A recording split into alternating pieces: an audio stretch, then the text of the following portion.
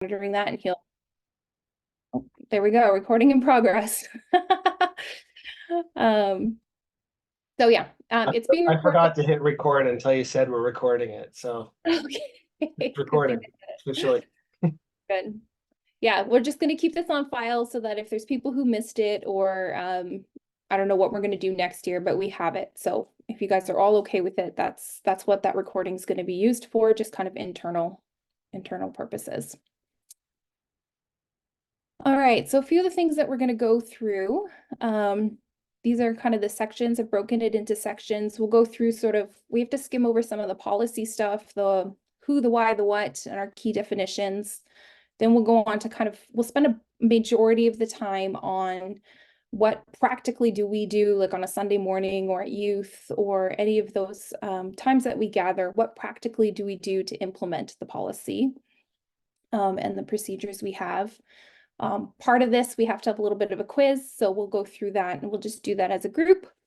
And then to finish it off, we'll talk about kind of where are you in the process, and that will make a little bit more sense as we go through the definitions. But for some people who have done this before, after tonight, you're good. If you're new coming on as a volunteer, we're going to have a couple more steps to do afterwards, which I will follow up with you. But hopefully by the end of the tonight, we're all confident in how we as the gathering implement our abuse prevention policy, and you're confident about where you are in the process to become an approved worker for the gathering. And if you're not, then what we need to do next. So that's the goal. So as we say every single Sunday, the gathering's mission is to connect people to the love of Jesus. And the church is kind of a unique institution that it provides care and instruction to people of like all sorts of walks of life. It's not just kids, but there's lots of people. And if we're doing our job correctly as a church, we will always have vulnerable people in our church. But the reality of life is that where there's vulnerable people, there will always be a risk of abuse. So these guidelines are set to provide a safe and nurturing environment in which we can bring people to Jesus. And you've heard it said that it takes a village to raise a child, but it also takes a village to keep a child safe. So if you're a visual person and you like to have kind of visual aids in your mind to understand what we're doing, if you want to think of it as a herd of elephants, of adult elephants circling around the young. So tonight's training is just practically us forming a circle of protection around our kids and the vulnerable people who are in our midst. So as I said, the church is kind of a unique entity in that we have legal and spiritual responsibilities. And on both fronts, both spiritually and legally, we want to be competent when it comes to taking care of people. So as I said, where there's vulnerable people, there will always be a risk of abuse. So we need to be aware and we need to be wise. So how at the gathering are we working to be wise? We are by carefully selecting and training our leaders so that we can have confidence that they're in their spiritual maturity, their abilities, and their integrity. We do this by putting safeguards in place for the protection of the vulnerable. And on the legal side of things, these procedures are in place not just to protect our kids and the vulnerable, but they're also in place to protect you as the volunteer, especially on the legal side of things. So should the unthinkable happen, we need to make sure that we can prove that we've done our due diligence, whether it's protecting a volunteer who's been falsely accused, or we've done our due diligence to protect children who may have unfortunately been misused in our group. So again, unthinkable, but we need to have protections in place and a plan for reporting any incidences and accountability. So some of the key definitions that we're going to be using, you're going to hear these words over and over tonight. We have the abuse. So we're going to dive deeper into that in a minute. We have vulnerable persons. I'll circle back to that, and approved church workers. So abuse we'll dive into, and approved church worker we'll dive into. But let's go over what a vulnerable person is.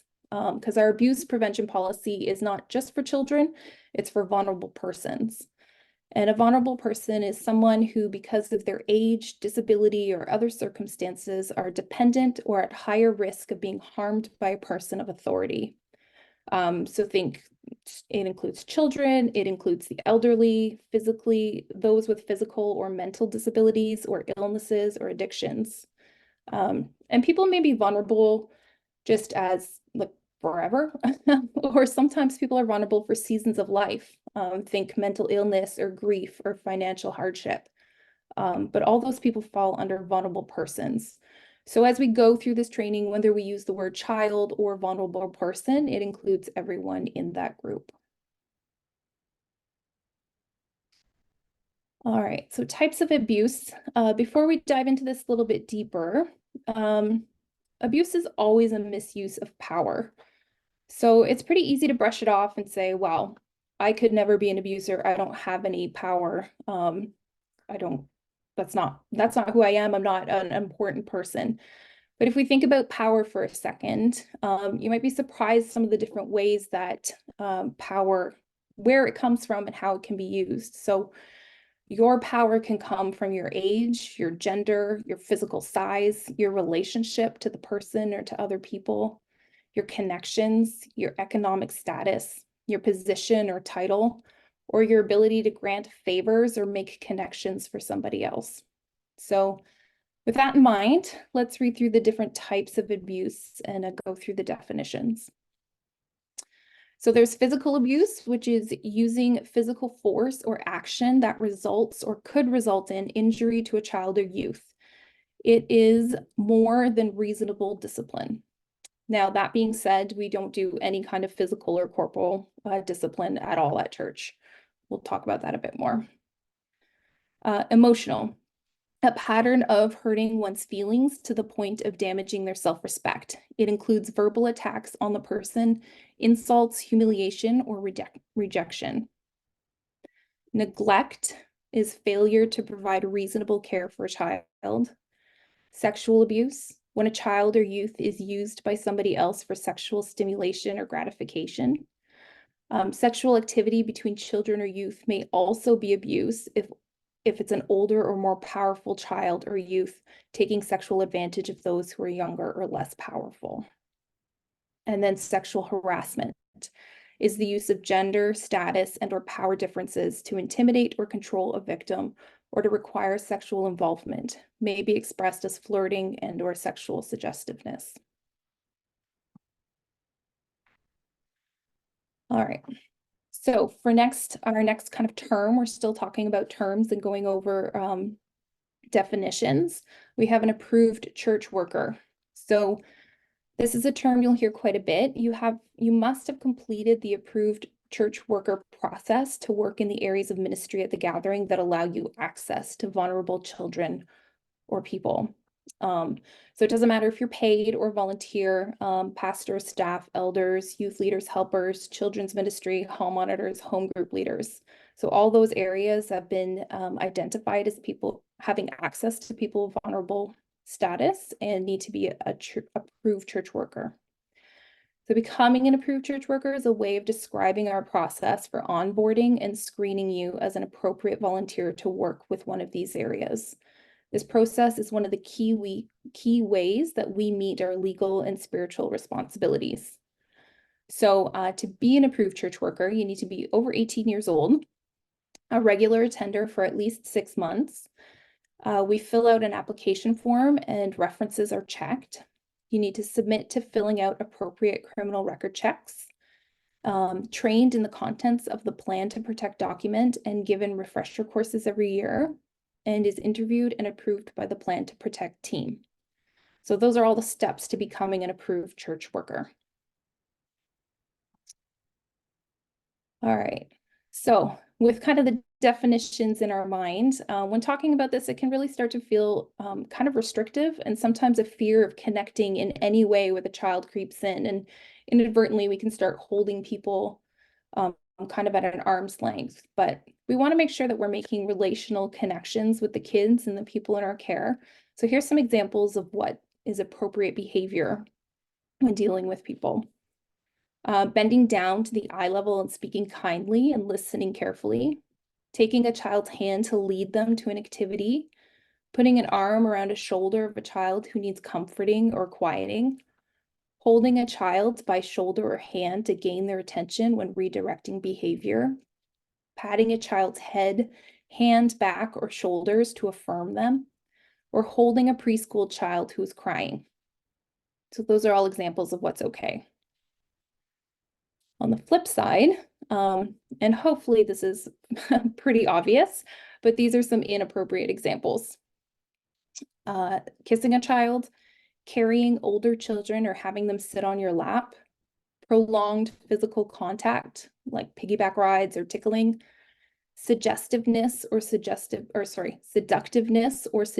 behavior, corporal punishment, touching a child's bottom, private area, chest, or thigh. So, and especially as children, they cannot ever consent to anything. So any of these are inappropriate, even if the child doesn't seem to mind or recognize it as inappropriate.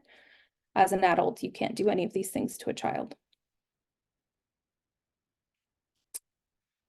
All right, so moving on to section 2, kind of how at the gathering do we, how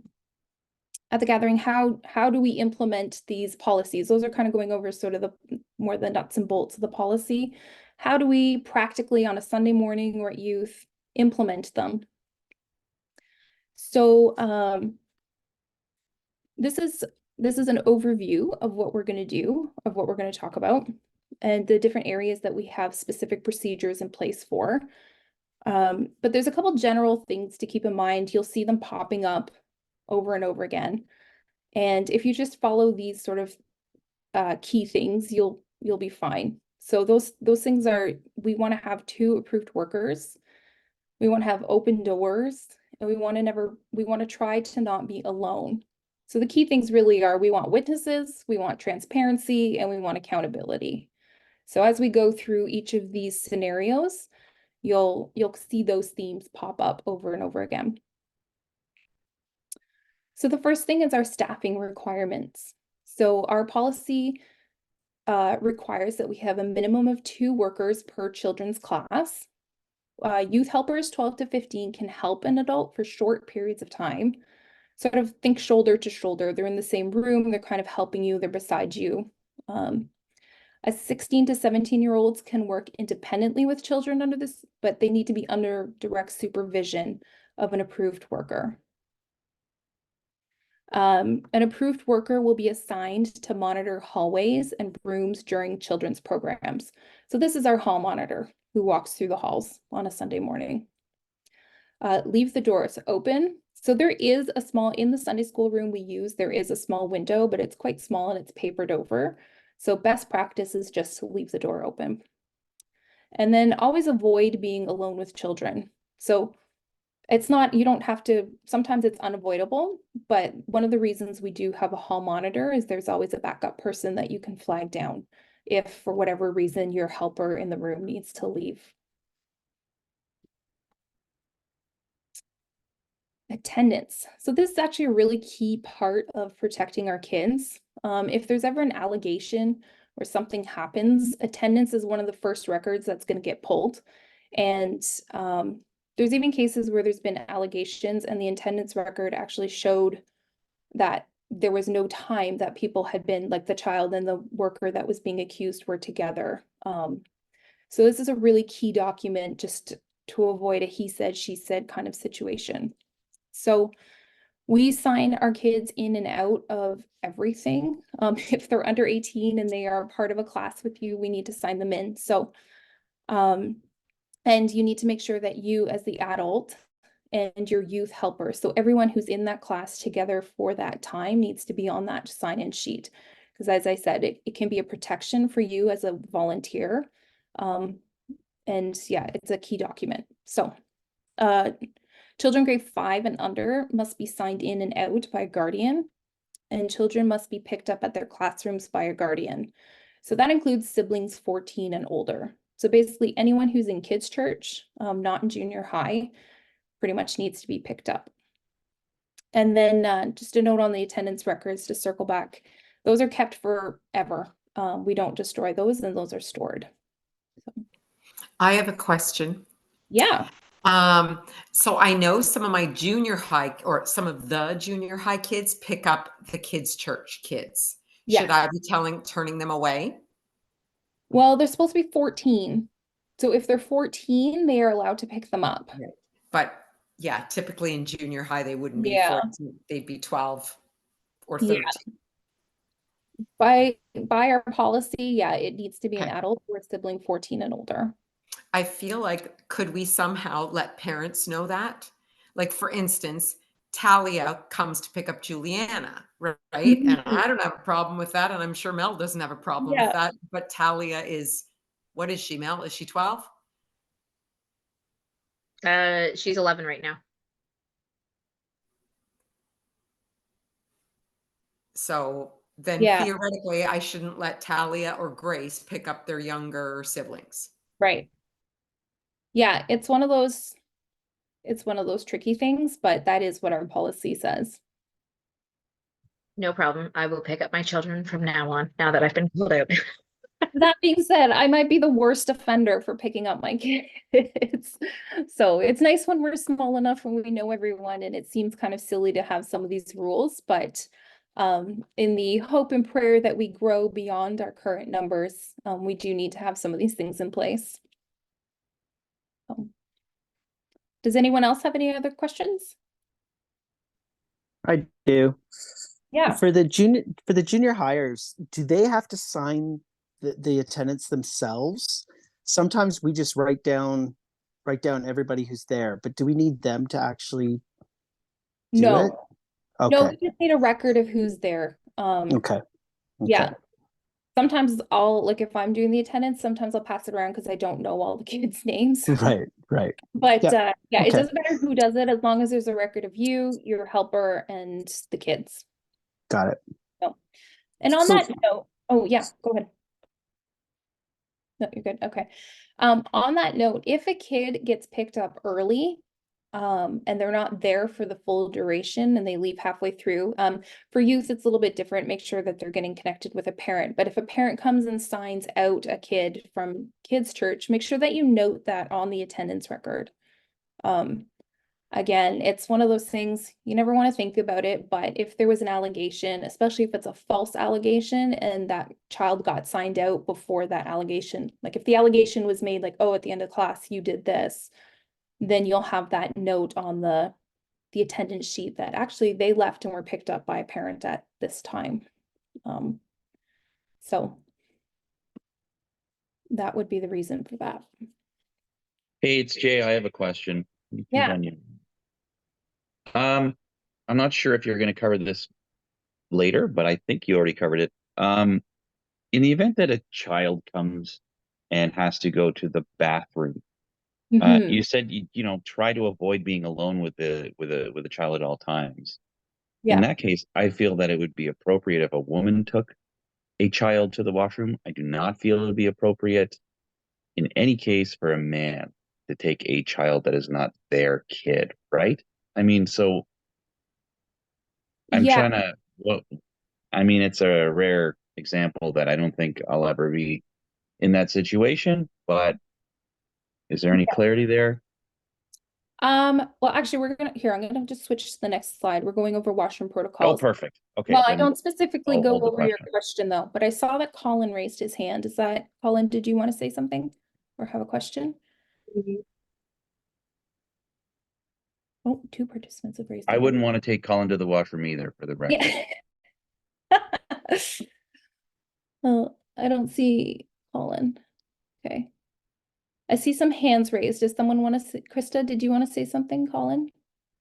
Or is that by accident? Sure. No, I can ask the question. So if we're saying that vulnerable people are not just children, Mhm. ought we to be keeping track of who is in attendance at home church as well? Because it could be a vulnerable adult, or is that, it's never really been a question that I've thought of until right this second. Yeah, that's a great question, actually. We do talk about home church in a little bit, but I hadn't thought about the attendance thing. So the thing that we have our policies, which are very, there's a couple really key things that they are very specific on, and those are kind of dictated by our insurance company. And then we have our procedures, which is kind of how do we go about doing this? So that would be under procedures, which is something that I'd be happy to connect with the board about. And so those are great questions, and I'm actually going to write it down right now. Because that is something that we should have clarity on. Yeah, and I know, for example, we meet at the Cudmores on Tuesday evenings, and if I know that Linda is away and Craig is there, I will try to be one of the first people that arrives so that so that Craig isn't left alone with another woman that might arrive on their own, considering that I consider Craig and Linda friends. And it's no better that it's me than any other woman, but Yeah. There's a friendship there that may or may not be present with other people. And so like, I try to do that to protect him if I know that Linda might be late. But again, it's just kind of a procedure that I don't want to put him in that position of being alone with somebody. But we don't actually track who's there on any given week per se. Yeah, and there's nothing saying that you have to at this point. Again, you don't want to prescribe too many things too specifically, but in the wanting to be wise about what we do, it is good to have the discussion. Home church is a tricky one. That's why I put it under tricky situations on the slide before. So I'm gonna put a pause in that conversation for a second, and we'll come back to it. And let's circle back to the bathrooms. Jay, Colin, did you raised your hand at the bathrooms question? Did you have something to say? Yeah, and I had to go back to my settings to kick me out so I could actually use my microphone. But anyway, Fair enough. yeah, I mean, I certainly can relate to Jay's comment in respect of who I've chose to be babysitters over the years. But I think we have to be very careful about this. I mean, it comes off as quite a sexist kind of position to say that under no circumstances men can go to the washroom. It has to be women. I don't know if that's certainly a stance that collectively we want to take. I think we'd have to discuss that if that's kind of a position we would be comfortable with. But I can't say I'm comfortable with categorically saying that that men are not, we don't trust men enough to let them do that. So Right. Yeah. So in thinking about, as I was preparing this and thinking about the bathroom stuff, that's one of the reasons we have the hall monitor. So our process it's only children 3 to 5 that are escorted to the bathrooms. Older kids can go in pairs. And one of the roles of the hall monitor is to be aware of what's going on in the halls. So I know when I'm hall monitor, I kind of stand in the crossroads of the main hall and the kids' hall so that I can see when kids are coming down, but I can also keep an eye on who's going into the washrooms. So your hall monitor is there as your backup, as your second, as your witness. So it's very, very rare that even if you're walking children to the bathroom, you're alone with them. Most of the 3 to 5-year-olds are fairly independent in the washroom and don't need help going to the bathroom. But if you're walking a child and they tell you that they're going to need help after going to the washroom, at that point, I would call a parent to do any kind of intimate care. Especially given kind of the size we are, we know the parents, no parent has said, no, don't call me. Yeah, Colin? sorry. No, it's okay. I'm just chiming in again because, full disclosure, a few times ago when I was a hall monitor, I was popping by the classroom and a certain youth leader, who I won't mention, asked me to take a young McGregor to the washroom. Okay. Yep. And because of the nature of the bathrooms at the school, it's not for a 3 to 5-year-old. They can't get to the soap and to to wash their hands. And so I had to assist them with that side of things. Right? Anyway, I don't want to create more problems than we have solutions. I'm just that there are circumstances that aren't necessary to do so, because a 4-year-old certainly may not be able to reach the taps in the bathroom if they, do so afterwards. So I would say best practices is one of the workers from the nursery class can take the child and then the hall monitor is on hand. So if you need to step in to the bathroom to help the child, the hall monitor knows you're in there, is tracking how much time you're in there for, knows why you're going in. Again, it comes back to our transparency and our witness and our accountability. So if we kind of keep those three keys in mind, may not find perfect solutions, but we can avoid a lot of pretty sticky situations if those things are followed. Does that clarify? Yep, no, that's great. Like I said, I'm just flagging a few things as we go along. Mm-hmm. And yeah, we can talk about it a little bit further, but in terms of what we have kind of at our disposal right now in terms of protocols and procedures, that's the practice. So, all right, let's move on to the quiz, everyone's favorite time of the night. Don't worry, it's one of two. All right, so question number 1. Who benefits from the Gatherings Plan to Protect policy? A, kids and their families, we're protecting them from harm. B, workers, we're protecting them from false allegations. C, the gathering, we're protecting the integrity of God's church. Or D, all of the above. We can just shout out. All of the above. All of the above. You get a candy. If I were Miss P, I'd be chucking a candy at you. All right. On to question number 2. Who is a vulnerable person? A, the Gatherings Plan to Protect policy is only meant to apply to children in our church. B, any child who, because of their age or disability or other circumstances, temporary or permanent, are dependent on others and or at a greater risk of being harmed by people in a position of authority or trust over them. Or C, a person who, because of their age, disability, or other circumstances, are dependent to others and are at greater risk of being harmed by people in a position of authority and trust over them.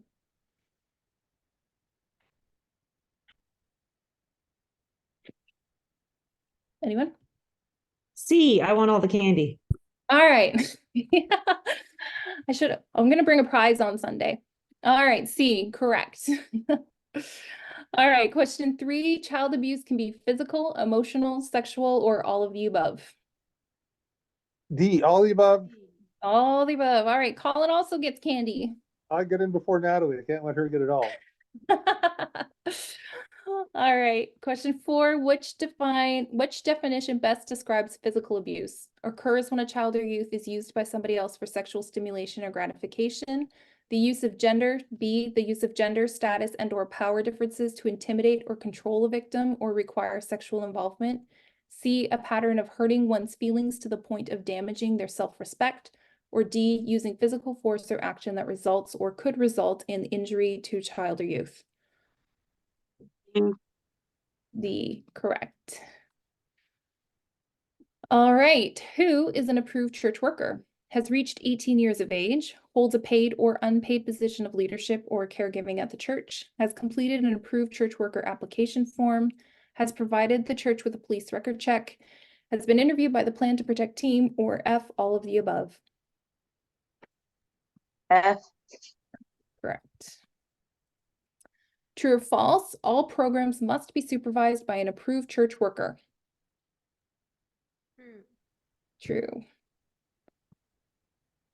What is the minimum number of adult workers required in a class? 1, 2, 3, 4, or 5?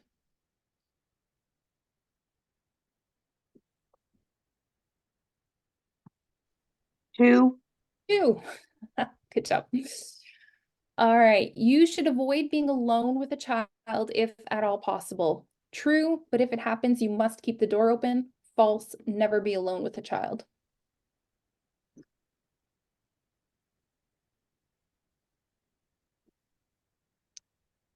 A. Yes, that's right. The answer is A. So keep the door open. Again, witness, accountability. Those are our key terms here. When is the best time for kids to go to the bathroom? A, after church, sorry. After church, they can hold it. After they've been released from the service, the bathroom's right there, or before the service. We kind of skimmed over this, But best practice is if you can remind parents when they're signing their kids in to bring their children to the bathroom before the service begins. Question 10, can a leader in training or a youth helper take a child to the bathroom? So we got a little bit distracted on the bathroom questions, but on the slide, but I'm pretty sure you can figure this one out.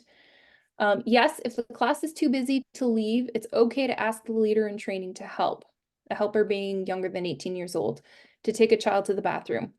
B, no, if the class is too busy to leave, you should call the hall monitor.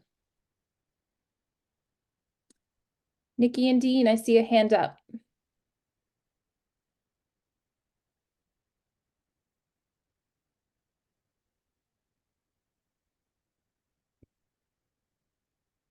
Does anyone want to take a stab at the Okay, answer? I got Oh, it. go. I have a quick question, just because it hasn't been mentioned and it's probably something that's important. Spouses cannot be the two people in a classroom together. So you Right. can't, I just thought I'd throw that out there. Yeah. Yeah. Best practice is to have two unrelated adults. For sure. Sorry. No, that's okay. No, that's a good distinction to make. So the answer for the bathroom question is B. If the class is too busy, that is what your hall monitor is for. It has to be an approved church worker who is bringing the kids to the bathroom. So that's someone who's been screened and gone through the whole process. Someone who is 18 and younger, they can be helpers and they go through this training, but they haven't had police record checks and haven't done the whole process to become an approved church worker. I have a question about that. Yeah.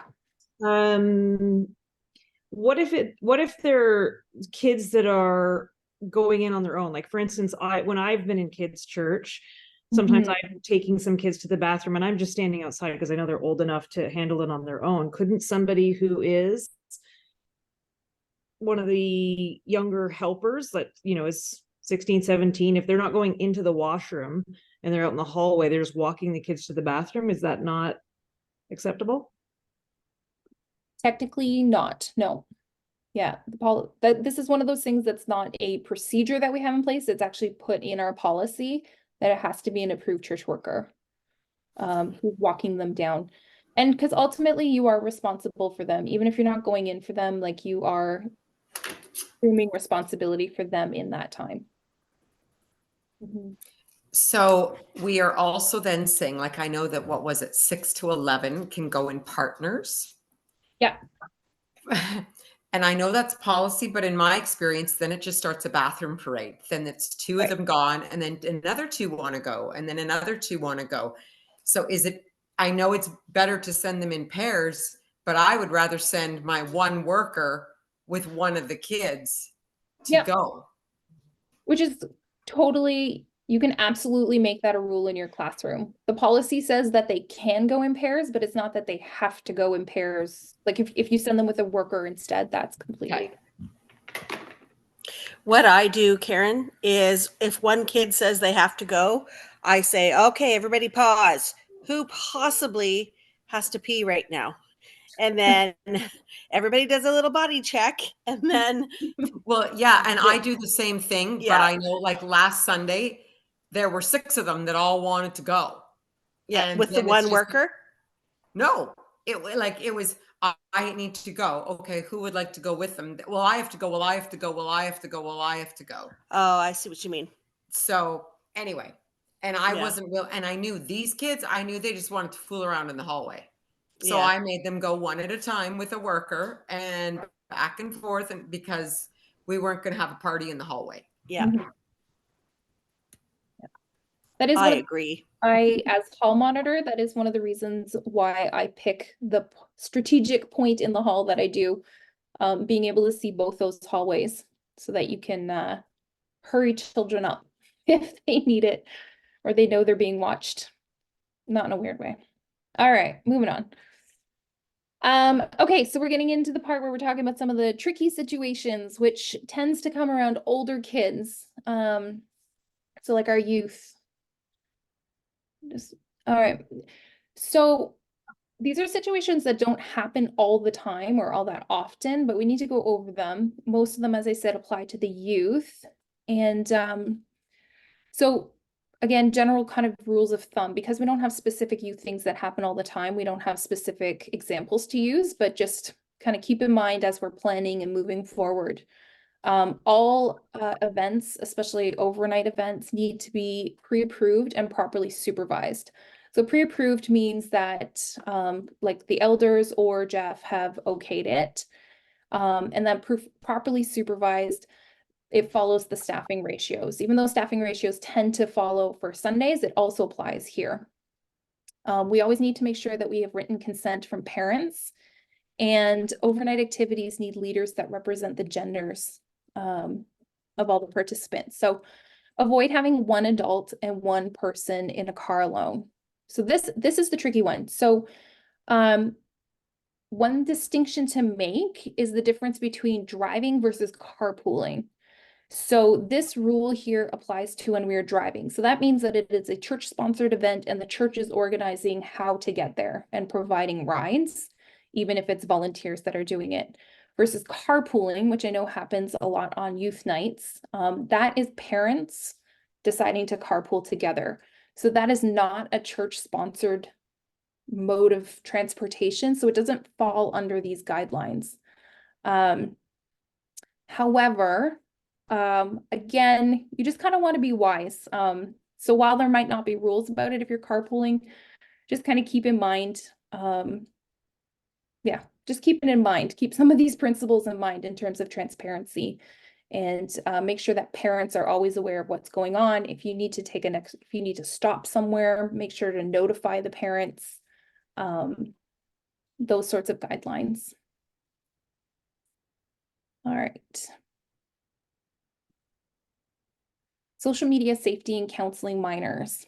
So it's tricky with youth because you're trying to balance transparency for your protection, but also at that age, they need some privacy and they might come to you, whether it's via social media or in person, and want to connect with you relationally and have things to talk about. So this is kind of where the general rules and themes that we were talking about come into play, and can guide you in these situations. First of all, make sure you're getting permission. You cannot reach out and contact a youth without parental consent. Don't be alone in person is kind of a rule we follow, but that also applies to chats and emails. So if you are emailing a youth kind of one-on-one, especially if they're under the age of 16, you can CC somebody, make sure their parents again know. You can pull in like a ministry partner. So as I said, CC someone, and be aware, again, we talked about different power dynamics within abuse, when abuse can happen, and power being sometimes gender. So be aware, try to avoid being one-on-one if you are a male, being in an alone chat with a female, and vice versa. So if that's fairly clear, we'll move forward. Home church. Okay, so home church, I turned off my thing. So home church is a church-sponsored activity. So there are certain, so technically it falls under abuse prevention protocols. So we'll talk more in depth about this at our home church leaders lunch. But again, the key is just to kind of be wise. We don't have kind of a policy that outlines specifically what's allowed as leaders. Krista, as you were saying, we don't have specific policies about adults of opposite gender being alone together. But I guess the caution is to be aware and to be wise. Now, where it does get a little tricky, but is also a little bit clearer, is about children. So technically, if we were saying this is a church-sponsored event, the question about children and watching children comes up. So how we've talked about it. So there's a potential for abuse with kids being unsupervised.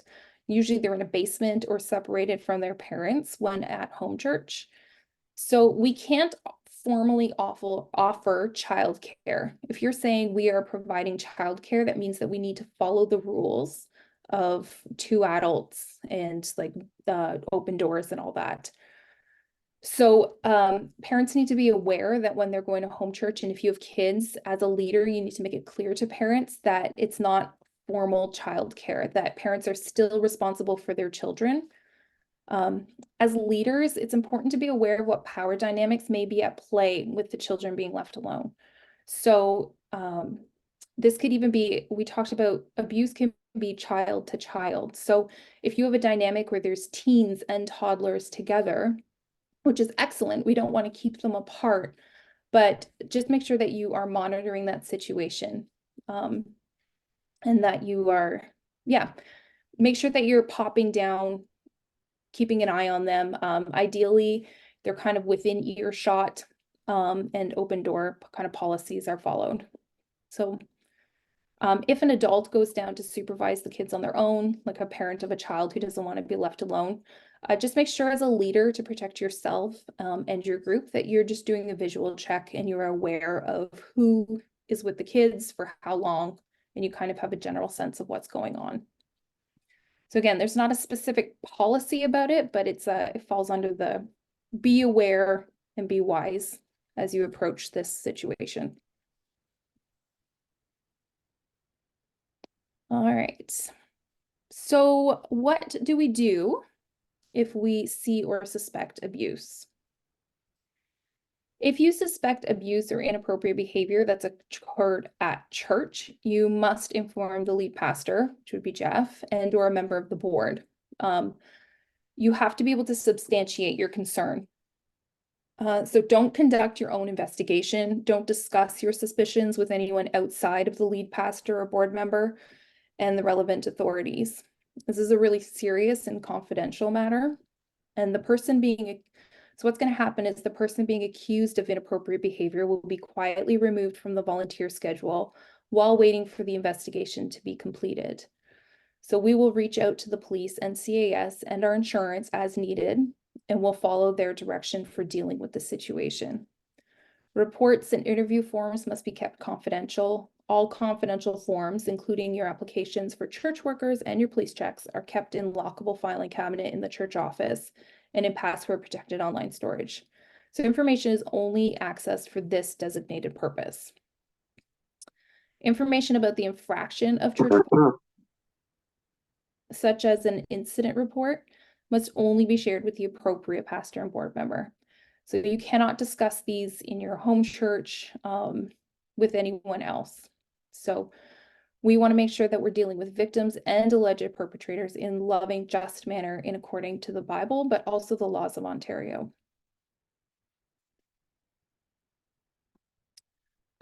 If you suspect or see evidence of abuse in the community, like a child that comes to church and it's not happening at church, but it might be happening at home, we also have a duty to report that. So we're obligated to give a notification of any child who's suspected to be at risk of abuse. And abuse doesn't have to occur before being reported. If a child's considered to be at risk and in need of protection from physical, sexual, or emotional abuse or neglect, it must be reported. So it's actually a serious offense to not report any suspected or actual abuse. So in that case, you don't necessarily have to go talk to the lead pastor or the elder first. It probably would be wise to, but we do need to report it to CAS or the police if it's an adult. All right, quiz time again. So we're going to zoom through these. Question 11. What is an appropriate form of touch? A, kissing a child, carrying an older child, rough play, tickling, patting on the head, shoulder, hand, or back, piggyback rides, or F, touching their bottoms. Of those, what is an appropriate form? D. Sorry, D, yes, patting the head. If you suspect abuse, what do you do? A, confront the person and warn everyone in your home church about that person. B, tell the lead pastor, senior pastor, children's pastor, or any board member, and then warn your home church. C, confront that person and tell them that the next time you're going to call the police. Or D, tell the pastor and any board member. D. D. Correct. Question 13, when can you drive a child or youth to or from a youth event? A, anytime. B, anytime as long as you have your spouse or relative with you. C, when there's 3 people in the vehicle. D, when you have 2 unrelated adults in the car, plus the child or youth who are driving and have consent from the child or youth's parents. So this applies to when it's a church-sponsored and organized driving, not when it's carpooling and the parents have organized it. D. D. Correct. You like D on this one. Getting a flow. All right. Older kids and youth are sending me friend requests. Can I accept? Oh, did I give you straight the answer? Yes, I did. Can I accept? Yes, we're all connected. B, no, avoid it at all costs. C, yes, but only with their parents' permission. Since I gave it to you already. C, only with the parents' permission. All right, so that is most of the content that we need to go through. So we're on to next steps. So what do you need to do to become an approved worker? If this is your first training with the gathering, you'll need to read through the policy, sign the attestation that you've read it. You need to do the church worker application, which includes references and an interview. You need to do a police check, which is a vulnerable sector check, and you'll need to sign the ministry covenant. That's actually only for teaching roles, which are different from the helping roles. So in our kids ministry, Karen's our lead teacher, so she's signed that. But as a helper, kind of assisting her on a Sunday morning, you don't necessarily have to sign that. All those documents can be found here at this link.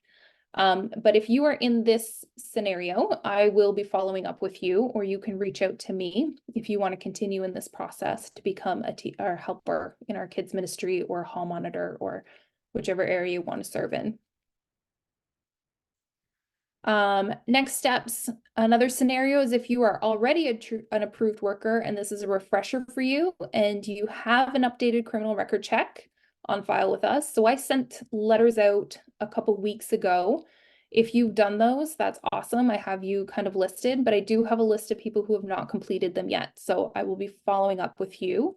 If you've lost your letter in your email, that's okay. I can send it out again. Just let me know if you need it.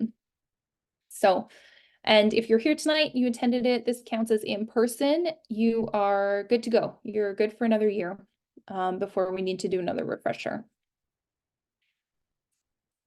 And then this is for the recording that we're doing. If you are watching this and it's not live, then there's some documents that you'll need to sign out, which we will connect with. I will connect with you about. And then last but not least, here's some frequently asked questions that I get. How often do I need to update my record check? So every 2 years is how often we do it. So almost everyone has done it this year. So you're good for another 2 years. What type of record check do I need? We need a vulnerable sector check. So when you need that, I send out an email, there's links, it's pretty straightforward. It comes back in a day or two and it's free, which is nice. Another question I often get is, can I use a record check from another organization? Very rarely. Our insurance is pretty tight on when we can and cannot use other people's record checks from different organizations. The parameters are so tight that often it makes, not only is it best practice, but it's often way easier just to get one specific to the gathering. And how often do I need to do this training to stay current? So annually, we need to go over this information every year. So those are the most frequently asked questions. Does anyone have any other questions that we didn't get to tonight?